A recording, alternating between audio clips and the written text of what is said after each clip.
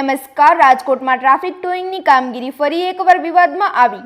થોડા દિવસો પહેલા ટોઈંગ કર્મચારીઓ દ્વારા મહિલા સાથે થયેલ દુર્વ્યવહારના મામલા બાદ હવે વધુ એક વિડીયો સોશિયલ મીડિયામાં વાયરલ થયો. વિડીયોમાં જાગૃત નાગરિકો ટ્રાફિક ટોઈંગ વાહનના વીમા અને દસ્તાવેજોને લઈને સવાલો ઉઠાવતા જોવા મળી રહ્યા છે. દાવો કરવામાં આવી રહ્યો છે કે ટોઈંગ વાહનનો વીમો વર્ષ 2023માં જ પૂર્ણ થઈ ગયો હતો.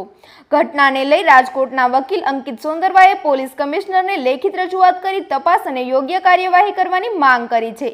હાલ વાયરલ વિડીયોની સત્તાવાર પુષ્ટિ થઈ નથી, પરંતુ સમગ્ર મામલો ચર્ચાનું કેન્દ્ર બન્યો છે. વધુ સમાચાર માટે જોડાયેલા રહો આરપી ગુજરાત ન્યૂઝ રાજકોટ. આ વિડીયો બનાવવાનો કોઈ ઉદ્દેશ્ય નહોતો કે હું પોતે ત્યાંથી ચાલીને જતો હતો ત્યારે એક મહિલા કે જે રિક્વેસ્ટ કરે છે કે મારી પાસે ઓનલાઈન પૈસા છે, છતાં ટોઈંગ વાળા ઓનલાઈન પૈસા લેવાની ના પાડે છે કે મારા ડ્રાઈવરના ખાતામાં નાખી દો. એટલે જે કોઈ ઓથેન્ટિક વસ્તુ નથી. આ વસ્તુ જ્યારે મારા નજરમાં આવી ત્યારે મેં સાહેબને જાણ કરવામાં આવી તો સાહેબ દ્વારા એવું કહેવામાં આવ્યું કે તમે કોણ છો.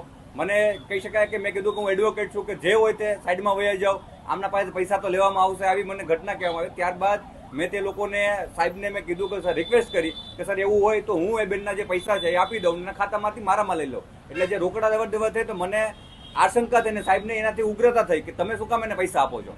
એ પૈસાથી ઉગ્ર થઈને તે મારી સાથે વાત કરી. જ્યારે તમામ પબ્લિક ભેગી થઈ અને જે ઘટનાઓ આપણે અવારનવાર જોઈએ છે કે રાજકોટમાં હોય, અમદાવાદમાં હોય, સુરતમાં હોય, તમે ઘટિયામાં જે પોલીસ છે, ટ્રાફિક પોલીસ છે તે જ્યારે દમન કરતી હોય ત્યારે પબ્લિક એક થવાની કામ કરતું હોય છે. ત્યારે પબ્લિક એક થઈને જ્યારે કહેવાય કે તમામ લોકોએ જોયું ત્યારે અમારે જાણમાં આવ્યું કે જે ટોઈંગ વ્હીકલ છે તેનો પણ પોતાનો વીમો નહોતો. તો જે પોતાના જ કહી શકાય કે પોતાની જે ઉપર આવે છે ત્યારે એને કોઈ પણ નિયમો લાગુ નથી પડતા, અને જ્યારે આપણા પર આવે ત્યારે નિયમો લાગુ પડે છે. અને ત્યારબાદ તે વિડીયો ઉતારવામાં આવ્યો અને જ્યારે વાયરલ કરવામાં આવ્યો ત્યારે સ્પષ્ટપણે જ્યારે મેં કીધું છે કે પબ્લિક હેરાન થાય છે, ત્યારે સાહેબ ચોખ્ખા એ શબ્દોમાં વિડીયોમાં પણ છે બોલે છે કે પબ્લિક હેરાન થતી હોય તો ભલે થાય. અને ત્યારબાદ બીજા સર મેં શબ્દ કીધું કે સાહેબ તમે અમારી સેવા માટે છો, ત્યારે તે ઓછો અવાજમાં એવું બોલે છે કે અમે સરકારની સેવા માટે છીએ. શું કહેશો, તમે વકીલ છો તો કોર્ટના દ્વાર પકડાવ તો ખરા? કારણ કે આ રીતના અમે આની રજૂઆત જ્યારે જ અમે છે કે કોઈ પણ સીપી સાહેબને તમામ લોકોને કરેલી છે કે ભાઈ તમે ટોઈંગ જે કોઈ પણ છે, જે ટીઆરપી જે વાહન છે તેનું કામ માત્ર ને માત્ર ટ્રાફિકને હળવું કરવાનું છે. પણ આપણે અવારનવાર જોયું છે કે કોઈ પણ ચોકડીએ જઈએ, કેકેવી સર્કલ હોય, ઇન્દિરા સર્કલ હોય, કે આપણે પછી કોઈ પણ રિંગ રોડ હોય, નવો રિંગ રોડ હોય, ત્યારે તે લોકો ઉઘરાણા કરતા હોય છે, આપણી નજરની સામે આવતું હોય છે.